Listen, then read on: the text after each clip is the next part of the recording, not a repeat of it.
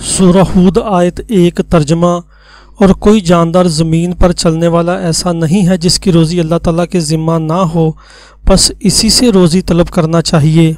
سورہ عنکبوت آیت 2 ترجمہ۔ بس تم لوگ رزق خدا سے مانگو کہ وہی رزق کا مالک ہے، اس کی عبادت کرو، اس کا شکر ادا کرو، اسی کی طرف قیامت میں لوٹ کر جانا ہے۔ سورہ عنکبوت آیت 6 ترجمہ۔ کتنے جانور ایسے ہیں جو اپنی روزی اٹھا کر نہیں رکھتے، اللہ تعالیٰ ہی ان کو روزی پہنچاتا ہے اور تم کو بھی، اور وہی بھروسہ کے قابل ہے کیونکہ وہ سننے والا جاننے والا ہے۔ سورہ احزاب آیت 2 ترجمہ۔ آپ ان سے یہ فرما دیجئے کہ وہ کون ہے جو اللہ تعالیٰ سے تم کو بچا سکے؟ اگر اللہ تعالیٰ تم کو کوئی برائی، کسی قسم کی مضرت، نقصان پہنچانا چاہے تو کون روک سکتا ہے؟ یا وہ کون ہے جو خدا کی رحمت کو تم سے روک سکے؟ اگر وہ تم پر کسی قسم کا فضل کرنا چاہے تو ساری دنیا مل کر نہیں روک سکتی۔ اس کو خوب سمجھ لیں کہ وہ خدا کے سوا نہ تو کوئی اپنا حمایتی پائیں گے نہ مددگار۔ سورہ شورى آیت 2 ترجمہ۔ اللہ تعالیٰ اپنے بندوں پر مہربان ہے، جس شخص کو جتنی زیادہ چاہتا ہے روزی دیتا ہے، وہ قوت والا اور زبردست ہے۔ سورہ منافقون آیت 1 ترجمہ۔ یہ منافق لوگ یوں کہتے ہیں کہ جو لوگ رسول اللہ صلی اللہ علیہ وسلم کے پاس جمع ہیں ان پر خرچ نہ کرو، یہاں تک کہ جب یہ بھوکے مرنے لگیں گے تو آپ ہی حضور صلی اللہ علیہ وسلم کے پاس سے منتشر ہو جائیں گے، حالانکہ یہ احمق یہ نہیں جانتے کہ صرف اللہ ہی کے لیے ہیں سب خزانے آسمانوں کے اور زمین کے۔ لیکن منافق لوگ سمجھتے نہیں ہیں، احمق ہیں، یوں سمجھتے ہیں کہ روزی ان لوگوں کے عطایا پر موقوف ہے۔ سورہ طلاق آیت 1 ترجمہ۔ اور جو شخص اللہ تعالیٰ سے ڈرتا ہے، اللہ تعالیٰ اس کے لیے نجات اور سہولت کا راستہ نکال دیتا ہے اور اس کو ایسی جگہ سے روزی پہنچاتا ہے جہاں سے اس کو گمان بھی نہیں ہوتا۔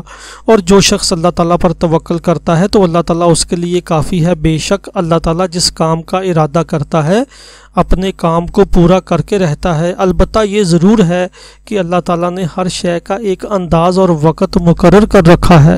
تمام دنیا کے قلوب صرف اسی کے قبضہ میں ہیں۔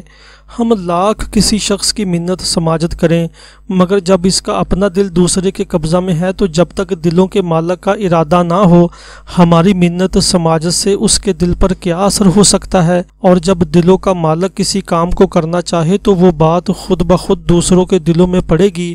ہم لاکھ بے نیازی برتیں، اس کا دل اس کو خود مجبور کرے گا، بار بار اس کے دل میں خیال آئے گا، بغیر تحریک کے خیال آئے گا۔ اس لیے اگر اپنی حاجات مانگنے کا محل ہے تو صرف وہی پاک ذات ہے، اگر عاجزی اور منت سماجت کرنے کی جگہ ہے تو اسی کا دربار ہے۔ ساری دنیا کے دل اس کے ارادے کے تابع ہیں، ساری دنیا کے خزانے اس کی ملک ہیں۔ حضور اقدس صلی اللہ علیہ وسلم کا ارشاد ہے کہ جس شخص کو فاقہ کی نوبت آ جائے اور وہ اس کو لوگوں کے سامنے پیش کرے، اس کا فاقہ بند نہ ہوگا، اور جو شخص اپنے فاقہ کو اللہ تعالیٰ پر پیش کرے اور اس سے درخواست کرے تو اللہ تعالیٰ شانہ جلد اس کو روزی عطا فرماتے ہیں، فوراً ہو جائے یا کچھ تاخیر مل جائے۔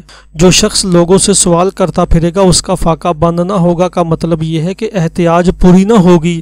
آج اگر ایک ضرورت کے واسطے بھیک مانگی ہے اور وہ صورت کے اعتبار سے پوری ہو گئی تو کل اس سے اہم کوئی ضرورت پیش آ جائے گی اور احتیاج بدستور باقی رہے گی، اور اگر اللہ تعالیٰ کی پاک بارگاہ میں ہاتھ پھیلائے تو یہ ضرورت تو پوری ہو ہی گی، دوسری ضرورت پیش نہ آئے گی، اور اگر آئی تو اس کا انتظام مالک الملک ساتھ ہی کر دے گا۔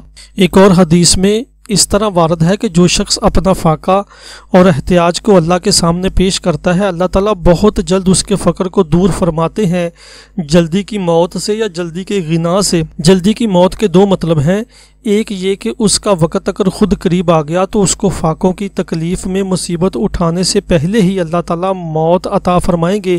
دوسرا مطلب یہ ہے کہ کسی کی موت اس کے غنا کا سبب بن جائے گی، مثلا کسی کی میراث کا وافر حصہ مل جائے یا کوئی شخص مرتے وقت اس کی وصیت کر جائے کہ میرے مال میں سے اتنا فلاں شخص کو دے دینا۔ متعدد واقعات اس قسم کے دیکھنے اور سننے میں آئے کہ مکہ میں بعض مرنے والوں نے یہ وصیت کی کہ ہندوستان کے فلاں شہر میں اس نام کا ایک شخص ہے، اس کو میرا مال فروخت کر کے روپیہ بھیج دیا جائے۔ بہت سی احادیث میں یہ واقعہ ذکر کیا گیا کہ حضرت عوف بن مالک کے صاحبزادے کو کافروں نے قید کر لیا اور چمڑے کے تسموں سے خوب مضبوط ان کو جکڑ دیا، ان پر نہایت سختی کی جاتی تھی اور بھوکا بھی رکھا جاتا تھا۔